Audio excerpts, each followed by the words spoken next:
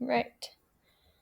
For Wednesday, our first remote lesson, I wanted to focus on just two aspects of the skills that you'll be developing this semester, focusing on some grammar and mechanics kind of stuff, and then also giving you sort of an introduction to syntax and what I mean by varied syntax, since that is one of your skills. So, first, sort of a tongue-in-cheek presentation here. Dun, dun, dun, dun. The impotence of proofreading. Of course, the very title of my presentation is, in fact, a bit of a joke, since, of course, it should be the importance of proofreading. Bit of a slip there. All right, so proofreading, does it really matter? What's the worst that could happen if you don't proofread?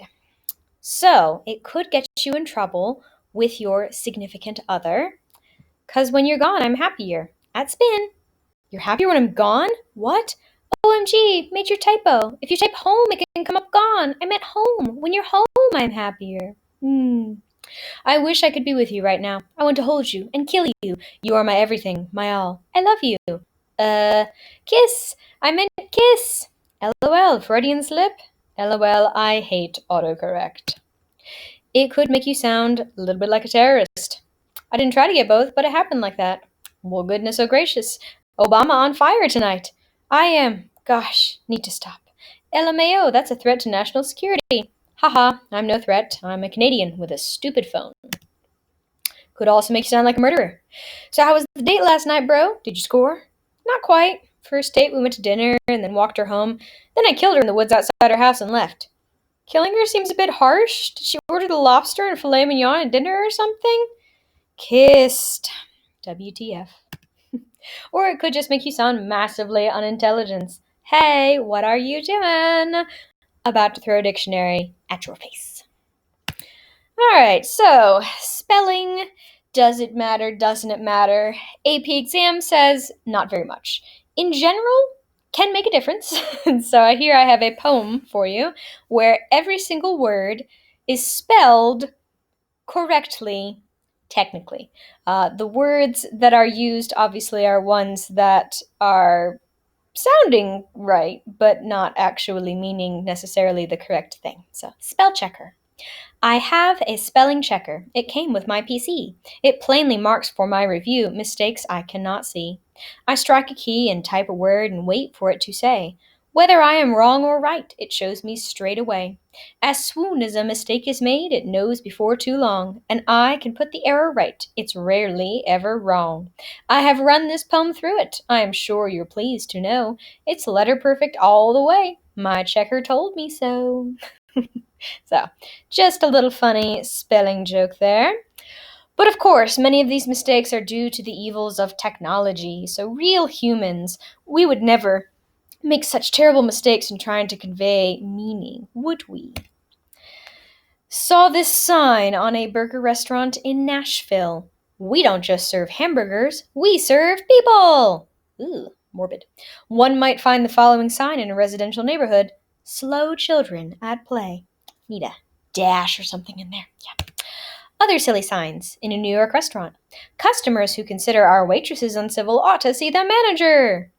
In the window of a Kentucky appliance store. Don't kill your wife. Let our washing machine do the dirty work. In the window of an Oregon store. Why go elsewhere and be cheated when you can come here? Yikes. Poorly worded ads. Lost. Small apricot poodle. Reward. Neutered. Like one of the family. Dinner special. Turkey, $2.35. Chicken or beef, $2.25. Children, $2. For sale, an antique desk suitable for a lady with thick legs and large drawers. Oh, Lord. Four-poster bed, 101 years old. Perfect for antique lover. Now is your chance to have your ears pierced and get an extra pair to take home, too. I think I'll pass. Okay, fine. So there are mistakes here and there, but as long as you get the right words in there, the punctuation really shouldn't matter. Or does it? So, I present to you the following sentence. I'm going to avoid reading it out loud to avoid giving you any hints or clues, but this sentence is definitely lacking in punctuation. And depending on how you punctuate it, the meaning of the sentence can change. So, for just a moment, take a moment and think how you would punctuate this sentence. If you punctuate it one way, it comes out as very pro-woman, the feminist version of the sentence. If you punctuate it the other way, it comes out a little bit more pro-man, more masculine interpretation of the sentence, the patriarchy. So, think about the sentence for a moment. Feel free to pause if you need a moment to contemplate those two different ways. See if you can figure out both. At least, definitely figure out one.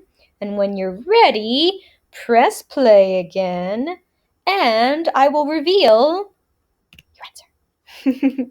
So, men might write the sentence like this: a woman without her man is nothing. It's implying that a woman has no purpose, has no value without her man by her side. But women, of course, will prefer it this way: a woman without her man is nothing. Ha ha ha. So in this case, the man is useless without that woman by his side. So just dependent on the type of punctuation you used, and of course, there are alternatives to the colon. You could use a dash or something like that. But the key was understanding the difference between comma here versus comma here. It made all the difference. Okay, now I give you a larger activity. Obviously, unless you have a friend who you're FaceTiming or something, then we will not be able to do the partner portion of this. But take a look at this letter here, all punctuation removed, and see what you can do in terms of figuring out a way to properly punctuate it. Now, much like the sentence that I just showed you, there are two ways to punctuate this letter. So this is a letter from Gloria to John. And in one version of the letter, if you punctuate it one way, Gloria is writing a love letter. She's telling John how wonderful he is and how amazing, and she just loves him so much, and she'll just never be able to love anyone else the way that she loves him. It's love, love, love, love, love. But if you punctuate it the other way, it is a hate letter. It is a letter of vengeance. It is a letter of anger. It's a letter of bitterness. It's totally a breakup letter. So, take a moment. Feel free to, jot down some notes or something on a scratch piece of paper, or just kind of, think very deeply about the places that you would punctuate this letter here. And see if you can figure out at least one of those ways. See if you can figure out the love letter versus the hate letter. I will give you a hint in the hate letter. You are welcome to move the last word in the body of the letter to help it make sense. Okay, all right. So pause and try it out. And I'll show you in just a moment what the possibilities are. Okay, hopefully you paused and figured out something. So let's look at letter option number 1. Love. Dear John, I want a man who knows what love is all about. You are generous, kind, thoughtful. People who are not like you admit to being useless and inferior. You have ruined me for other men. I yearn for you. I have no feelings whatsoever when we're apart. I can be forever happy. Will you let me be yours? Gloria. So the mushiness, the compliments, it's all in there. And there could be some variations. Maybe you put like a semicolon instead of a period or something like that. But as long as you got kind of those general separation points, then you created love. Now, let us see hate. Dear John, I want a man who knows what love is. All about you are generous, kind, thoughtful people who are not like you. Admit to being useless and inferior. You have ruined me. For other men, I yearn. For you, I have no feelings whatsoever. When we're apart, I can be forever happy. Will you let me be yours, Gloria? All right, so just by adjusting the punctuation, and the hate letter was a little more difficult to craft, so you really had to get creative with how to separate those sentences, but just by adjusting the punctuation, we've given an entirely different meaning to this letter. So, punctuation. They may not count off for it on the AP exam, but you will need to know the rules for the ACT. And let's be real, it's just kind of a general good thing to know, so you make sure you convey what you're actually attempting to convey. Okay, so that's the end of my first little portion of our grammar presentation. The next document that I'm going to show you, not going to do anything with this today necessarily, but I did want to let you know what it looks like for informational purposes. So this document, Grammar Book and a Page, if you've had me before, it may look familiar. Maybe you're getting some flashbacks to all the essay corrections that I had you guys do freshman year. But it covers pretty much all the major grammar and punctuation rules in the English language. If you can competently execute all of these rules, then you would be a far better writer than the majority of the human population. I'll give you that. So when we start writing essays, I will use this document as part of your essay corrections and grading so that you can get feedback on your common mistakes and so that we can fix things, of course. But for now, I want to use the structure of this document to create a bit of review for you. So one of the last things that I'll show you today is a document called Guide to Grammar Book and a Page. And that document, you will have some practice and some exercises to do. And for that particular assignment, this document will come in handy if you need to refer to it to get some clarification on what exactly the rules are and to see some examples of those rules in action. So, Grammar Book and a Page, it's here. Just don't forget its existence. It could help. The next thing I have for you related to grammar has to do with grammar in the workplace. Now, I mentioned that, of course, the AP exam doesn't care very much about grammar, and it's possible that your future workplace might not either.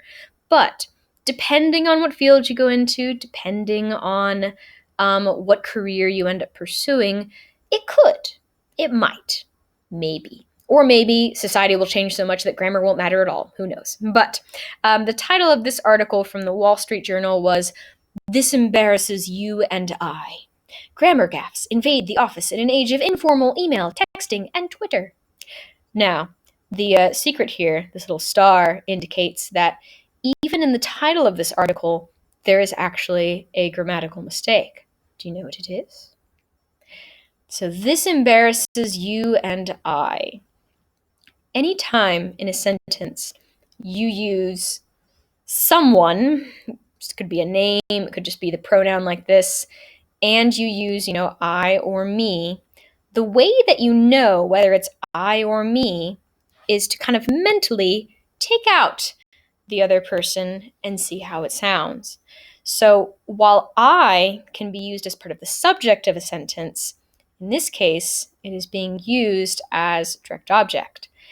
So instead of "this embarrasses you and I," we would not say "this embarrasses I." That sounds funny. It really should be "this embarrasses you and me." So it should be me instead of I. So they did that on purpose. That's why they got the little star there, to see how much you're paying attention. Okay, so grammar in the workplace. When Karen Berg told colleagues at a recent staff meeting, "There's new people you should meet," her boss, Don Silver, broke in, says Miss Berg, a senior vice president at a Fort Lauderdale, Florida, marketing and crisis communications company. "I cringe every time I hear people misuse is for are," Mr. Silver says. The company's chief operations officer, Mr. Silver, also hammers interns to stop peppering sentences with "like." For years, he imposed a 25-cent fine on new hires for each offense. "I am losing the battle," he says. Managers are fighting an epidemic of grammar gaffes in the workplace. Many of them attribute slipping skills to the informality of email, texting, and Twitter, where slang and shortcuts are common. Such looseness with language can create bad impressions with clients, ruin marketing materials, and cause communications errors, many managers say. There's no easy fix. Some bosses and coworkers step in to correct mistakes, while others consult business grammar guides for help. In a survey conducted earlier this year, about 45% of 430 employees say they were increasing employee training programs to improve employees' grammar and other skills, according to the Society for Human Resource Management and AARP. I'm shocked at the rampant illiteracy on Twitter, says Brian A. Garner, author of Garner's Modern American Usage and president of Law Pros, a Dallas training and consulting firm. He has compiled a list of 30 examples of uneducated English, such as saying, I could care less instead of I couldn't care less, or he expected Helen and I to help him instead of Helen and me. Leslie Ferrier says she was aghast at letters employees were sending to customers at a Jersey City, New Jersey hair and skin product marketer when she joined the firm in 2009. The letters included grammar and style mistakes and were written as if they were speaking to a friend, says Ms. Ferrier, a human resources executive. She had employees use templates to eliminate mistakes and started training programs in business writing. Most participants in the Society for Human Resource Management AARP survey blame younger workers for the skills gap. Tamara Erickson, an author and consultant on generational issues, says the problem isn't a lack of skill among 20 and 30-somethings. Accustomed to texting and social networking, they've developed a new norm, Miss Erickson says. At rescue time, for example, grammar rules have never come up. At the Seattle-based maker of personal productivity software, most employees are in their 30s. Sincerity and clarity expressed in 140 characters and sound bites are seen as hallmarks of good communication, not the king's grammar, says Jason Grimes, 38, vice president of product marketing. Those who can be sincere and still text and Twitter and communicate on Facebook, those are the ones who are going to succeed. Also, some grammar rules aren't clear, leaving plenty of room for disagreement. Tom Kamenik battled fellow attorneys at a Milwaukee, Wisconsin public interest law firm over use of the Oxford comma, an additional comma placed before the and or in a series of nouns. Leaving it out can change the meaning of a sentence. Mr. Kamenik says, the sentence, the greatest influences in my life are my sisters, Oprah Winfrey and Madonna, means something different from the sentence, the greatest influences in my life are my sisters, Oprah Winfrey, and Madonna, he says. The first sentence implies the writer has two celebrity sisters. The second says the sisters and the stars are different individuals. After Mr. Kamenik asserted in digital edits of briefs and papers that I was willing to go to war on that one, he says colleagues backed down, either because they were convinced or for the sake of their own sanity and workplace decorum. Patricia T. O'Connor, author of a humorous guidebook for people who struggle with grammar, fields workplace disputes on a blog she co-writes, Grammarphobia. These disagreements can get pretty contentious, Mrs. O'Connor says. One employee complained that his boss ordered him to make a memo read, for John and I, rather than the correct usage, for John and me, Mrs. O'Connor says. In workplace training programs run by Jack Appelman, a Monroe, New York corporate writing instructor, people are banging the table, yelling or high-fiving each other during grammar contest he stages, he says. People get passionate about grammar, says Mr. Appelman, author of a book on business writing. Christopher Tolano, chief internal auditor at the New York City Health and Hospitals Corporation, has employees circulate the reports to coworkers to review for accuracy in grammar, he says. He coaches auditors to use action verbs such as verify and confirm, and tells them to write below a 12th grade reading level so it can be easily understood. Mr. Garner, the usage expert, requires all job applicants at his 9-employee firm, including people who just want to pack boxes, to pass spelling and grammar tests before he will hire them. And he requires employees to have at least 2 other people copy, edit, and make corrections to every important email and letter that goes out.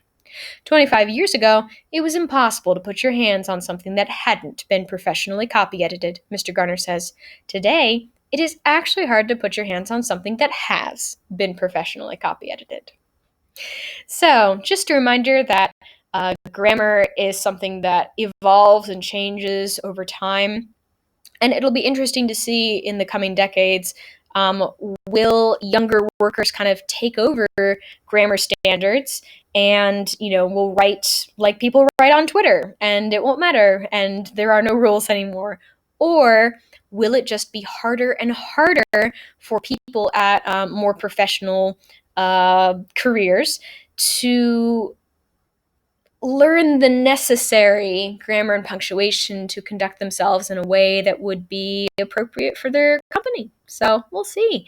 I think taking a spelling and grammar test before getting hired would be interesting.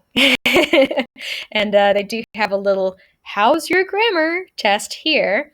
XYZ Corporation increased revenue and as a result gave all blank employees a bonus. Is it its employees? Is this a singular corporation? Or their employees? The employees that belong to them. Them, it, decisions.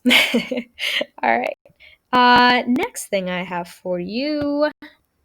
Dun, dun, dun, dun. Okay, here you're actually going to do a thing. So feel free to get a document open. I will have you turn this in by Friday, I believe. So any blank Google document will do. Title it whatever makes you happy. Doesn't really matter to me as long as it's not untitled document. That is my least favorite.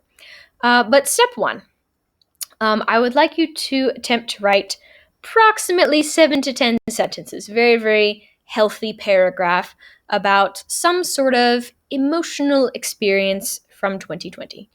2020 has been a year for the ages, so I seriously doubt you don't have anything. There has been joy and tragedy all around, and hopefully you have something, either very positive or very negative, that you can that you can sort of recap for a moment. So pause video, get down your sentences. Doesn't matter, exactly, what's the word I'm looking for? The perfection level of these sentences, because there are going to be additional steps along the way. So pause, write sentences, and then press play again. Okay, so hopefully you wrote your sentences. So here is my paragraph. This is my initial draft, my rough draft of my little paragraph. The most emotional experience of 2020 for me was my mother's death. She fought cancer for 18 years before she died. By the time she died, she was less than 80 pounds. She had developed a wasting disease called cachexia. This disease broke down her muscles and eliminated her body fat. Within a month, she could no longer walk. She could only communicate in a whisper and had to be on oxygen. On Mother's Day, we gathered by her bed and my sister played the violin for her. That night, my father called and told me that she was gone. So, for my original paragraph, it's definitely an emotional experience. It definitely qualifies. Some of my word choice is all right. The experience itself, I give some specific details. So in terms of content and things like that, it's not bad or anything. But take a look at the sentence structure. If you were to count the number of words in each sentence, they're all kind of roughly the same length. And if you notice when I was reading it, that makes it develop a certain kind of repetitive rhythm. And the lack of variety in sentence structure makes it a little bit less effective. So, for step 2, we are going to read an article that explains this concept in a little bit more detail. And I said week Wednesday instead of week 2 Wednesday. I'll fix that.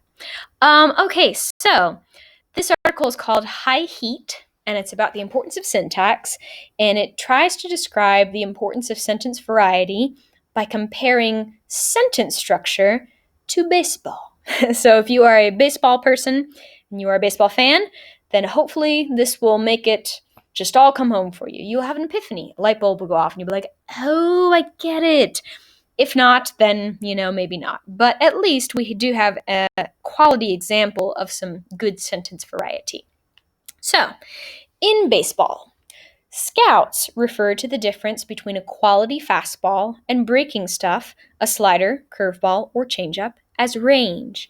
If the gap between a fastball and the slower deliveries is big enough, then the pitcher has a much better chance for success.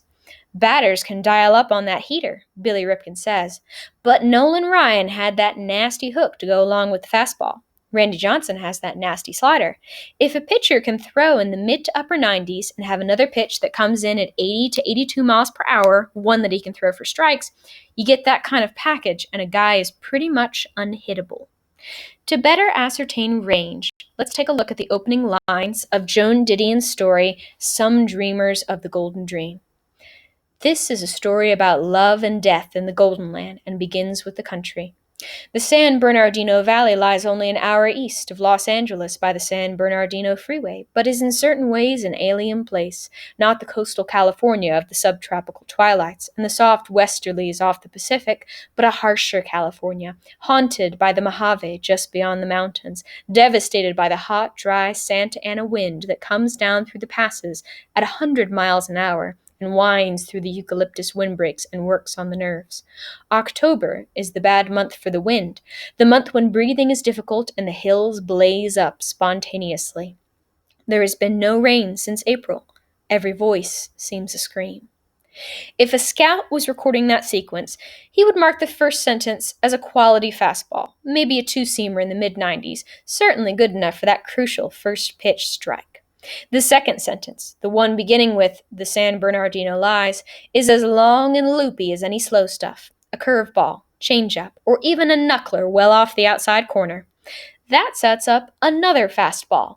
October is the bad month, for strike two. Then Didion goes with another short sentence, a fastball perhaps just a few inches off the plate. With the count 2-2, Didion has set up the reader, for a quick punch-out. And here comes the heat. Every voice seems a scream. It may be biased in a rush, but we won't soon forget it. By alternating between fast and slow, long and short sentences, in other words, exhibiting great range, Didion holds our attention, and that last line is one of her best remembered. Great range in pitching almost always begins with a quality fastball. From there, the other stuff, a curveball, slider, change, can be taught. In essence, that's what David Price went through at AAA Durham. Without an epic fastball, though, great range can never really be achieved. No matter how sharp the break on the curve, the difference in speed isn't enough to get decent batters out. All right, so that's what we're trying to do, is we're trying to build your range. So looking at your original paragraph, your original experience that you described, when you're looking at the sentence structure, is there variety? Is there enough range in your sentences to really effectively pull the reader in and engage them in what it is that you're talking about? Is your sentence variety varied enough that it's not just the word choice and the content that are carrying your experience? So, for step 3, you are going to attempt to rewrite your paragraph to create effective varied syntax if your original paragraph did not have it. And I mean, usually, even if it has a little bit, you can always try and rework it, do a little better. So alternate those long, medium, and short sentences to emphasize the emotional impact of your paragraph. So pause, please. Do a little bit of rewriting, and then I'll show you how I rewrote mine. Okay, so my rewritten paragraph to really send home the impact that losing my mother made on me. On Mother's Day, I lost my mother. It seems so wrong that this irrepressible spirit, who fought cancer for 18 years, should have finally succumbed to a disease that sucked all the life and strength out of her body. Cachexia, a term I didn't even know before. She lay in her bed on Mother's Day, barely moving, the oxygen machine loudly pumping life into her skeletal body. Her voice was only a whisper. As my sister played song after song on her violin, trying to fulfill our mother's dying wish with each stroke of her bow, all I could hope was that her suffering would end soon. When I saw my phone light up with a phone call from my father, I immediately knew she was gone. So if you compare this paragraph to my original, granted, I definitely, upped a few things, some of the level of detail, some of the word choice, that was kind of inevitably influenced by my efforts to create varied sentence structure. But you can definitely see a lot more variety, some short ones, some long ones, some medium ones, even this little one-word fragment to draw attention to the condition that killed her. So, even though the subject is innately emotional, um, it's easier to make the reader feel that emotion, for them to experience that same emotion, develop the empathy that you want them to when you're using effective sentence structure, as well as all the other stuff, too. So, anyways, if you could share and submit your little practice. I'm not at this point going to really be, assessing too much, just looking at the sentence structure and just seeing if you were able to vary it effectively and, maybe making some comments if you kind of struggled with figuring out a way to put it together. So, anyways, that is your practice. Hopefully it was easy. Okay, so the next thing I had, so we read this. Baseball is like sentence structure. Who would have thought? And just one more thing that I found to kind of re-emphasize the importance of varied syntax, even in the absence of really persuasive content. So this is by Gary Provost, his argument for why sentence structure and sentence variety is important. This sentence has 5 words. Here are 5 more words. 5-word sentences are fine, but several together become monotonous. Listen to what is happening. The writing is getting boring. The sound of it drones. It's like a stuck record. The ear demands some variety. Now listen. I vary the sentence length and I create music. Music. The writing sings. It has a pleasant rhythm, a lilt, a harmony. I use short sentences, and I use sentences of medium length. And sometimes, when I am certain the reader is rested, I will engage him with a sentence of considerable length, a sentence that burns with energy and builds with all the impetus of a crescendo, the roll of drums, the crash of the cymbals, sounds that say, listen to this, it is important. So write with a combination of short, medium, and long sentences. Create a sound that pleases the reader's ear. Don't just write words, write music. So, I thought that was kind of a nice way to think of it, and I like the color coding. It definitely makes it clear the purpose of each of these, kind of sentence lengths that he has here. So ultimately, varied syntax is not something that writing absolutely needs, but it is something that sophisticated writing typically has. And as you may recall, one of the points that you get on your essays for the AP exam is for sophistication. And I have absolutely seen essays that received that sophistication point because of sophisticated sentence structure and varied syntax. So it's a thing where if you can do it, it's really going to help you. If it's not natural, if you spend so much time trying to create it that it defeats the content of what you're trying to create, maybe it's not the best thing to invest in, but it's not a bad habit to get into, thinking about your sentence structure and sentence lengths and using that to inform your writing decisions. So anyways, that's the argument for varied syntax. Next up.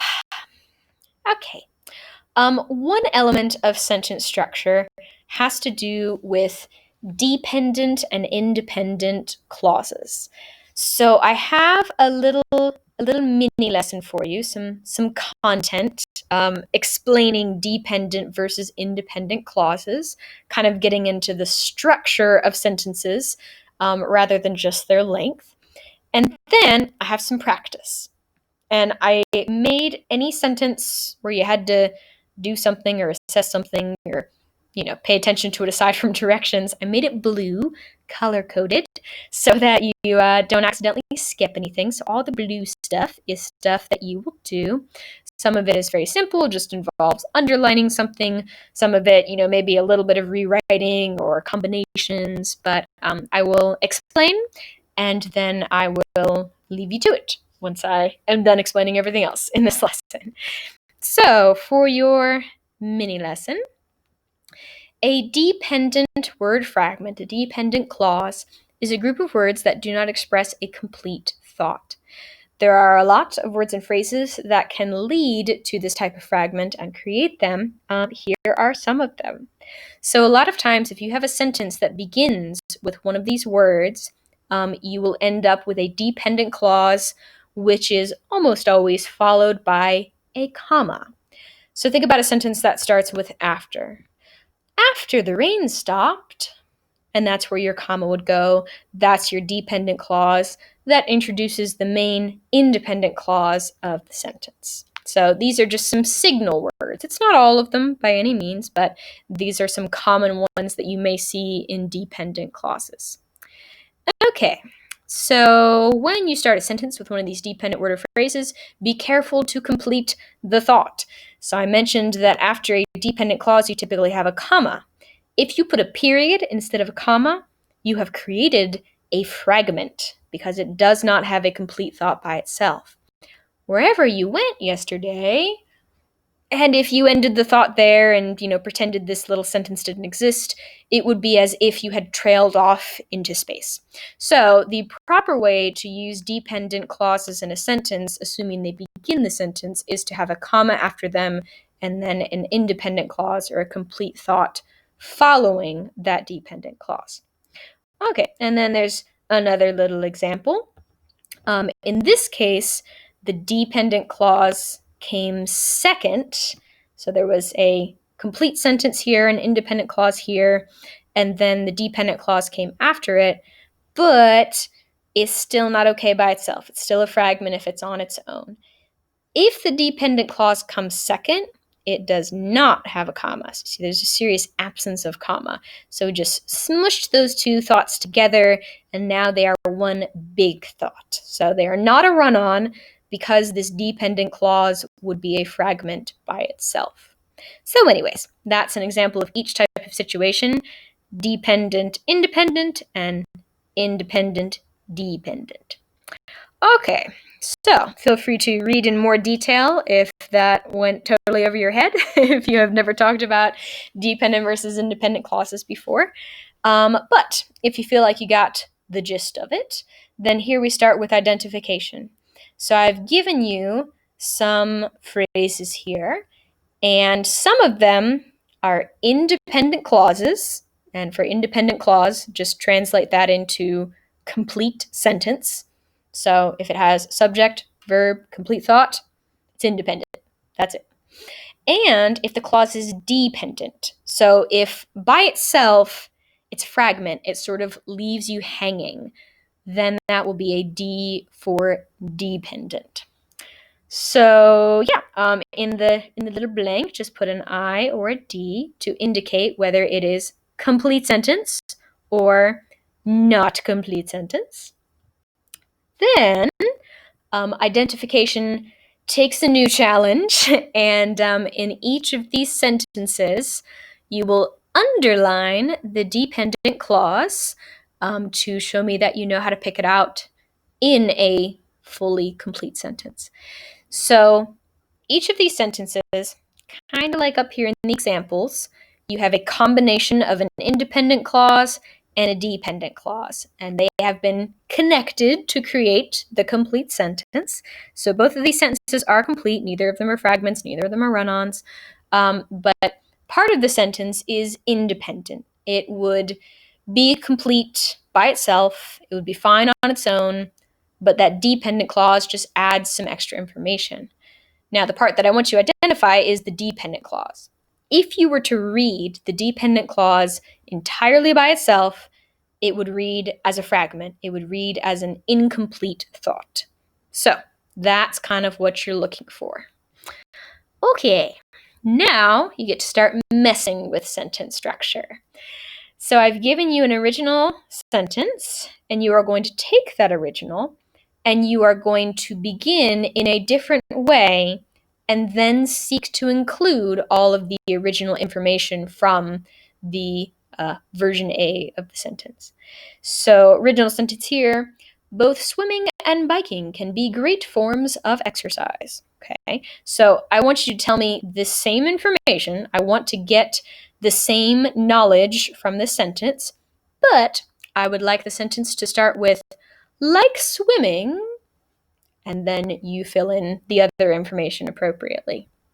So, not a horribly difficult thing. Usually the only way that people get in trouble is either A, they leave out information from the original sentence. So if I read, the original sentence and then your version, and I'm like, well, wait, if I read just your version, I wouldn't know this thing. Then that means that you've left something out. Or when trying to rewrite the sentence, sometimes people accidentally make it into a fragment or a run-on or something like that, create some kind of sentence error. So seek to avoid that as well. Okay, this second to last section, I say change the following fastballs to a changeup. So if you were paying attention to the article that we just read, the high heat article, these were the baseball terms for short sentence and long sentence. So basically, you're taking these 2 or 3 or 4 short sentences and you are combining all of the information to make it one long sentence. By necessity, you will of course be, changing words and removing words and, adjusting the sentences however you need to so that I have one nice long sentence with all of the information that is in the short sentences. And obviously, do not create fragments, do not create run-ons. Run-ons are usually the danger with these because people tend to just kind of smush sentences together and not properly connect them. So make sure that all the information is properly connected. Okay, and then last 2, kind of a recap from the top. In this sentence, you will underline the dependent clause. And then in this one, little twist, make sure you pay attention, underline the independent clause. So you are, of course, welcome to find the dependent clause, and then whatever you have left is probably your independent clause, but make sure to underline the independent clause. Okay, I also made this due Friday, just so you have a little time, just in case you have what's the word I'm looking for? Questions. And yeah, so that's your next little assignment you should be working on aside from the sentence structure practice. The last thing that I'm going to mention to you, and this is not necessarily something you have to get started with today, although, if you finish the other 2 things and you got some time on your hands, go for it. I mentioned this document earlier, Guide to Grammar Book in a Page. Excuse me. This is my kind of comprehensive grammar review so that we can all be on the same page in terms of grammar, punctuation, spelling, knowledge. A lot of these rules we will address later on in the semester in your individual writings and also in some little grammar exercises to make sure that you guys are prepared for the knowledge that you'll need for the writing section of the ACT. Or actually, technically, I don't think it's called the writing section. I think it's called the English section. Whatever. The section that has the grammar and punctuation stuff. So anyways, how I have this laid out, it's exactly in the same order as Grammar Book in a Page, the document I showed you earlier. Each of the sections is the same. And I tried to include the rule, and then I include some practice. So I'm sure you're familiar with the fact that a comma rule that you see probably occasionally is that you will use a comma in dates and addresses. So in March 27th, 1992, where does the comma go? And all you would do is put the comma there. Ta-da! And that's it. So these 4, I would suspect, probably pretty easy. Those 2 probably pretty easy. But I just want to make a note that occasionally I'll throw in a sentence that does not need correction just to make sure you're paying attention. So, for example, in section B, use a comma to separate 3 or more items in a series. I make a note that there is one decoy sentence. So that means that out of these 3 sentences here, one of them does not require changes. Okay, so for the sentence that does not require changes, you're welcome to just put the word decoy next to it or something so that you remember you've done it and you don't think that it is undone.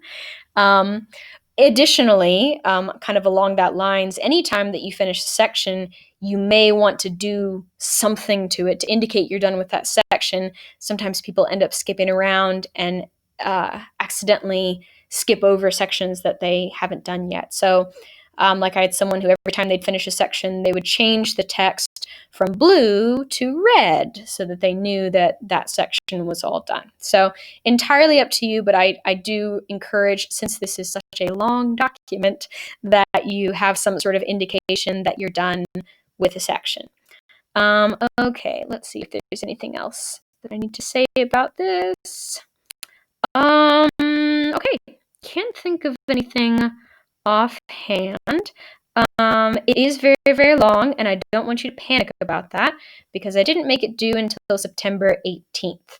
So you have quite a bit of time, and I will reserve little bits of time here and there in classes for you to have some time to work on this and ask questions and kind of generally review or even learn for the first time some of this grammar knowledge.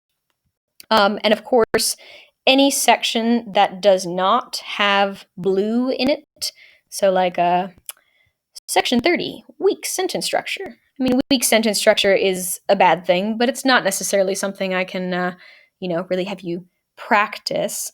So, anyways, there's nothing blue in here, so you have nothing to do for that rule. So, the sections in blue, those are the sentences to pay attention to and search for ways to correct them. Okay, I think that's all I've got.